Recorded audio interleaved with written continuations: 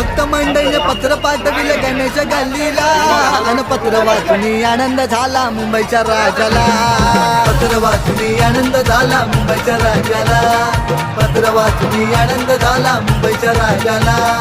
अनेक रूपे घेऊन येतो माझा गणराया. कधी विष्णू श्रीकृष्ण माझा शिवशंकर भोळा. शिवशंकर भोळा, शिवशंकर भोळा, शिवशंकर भोळा.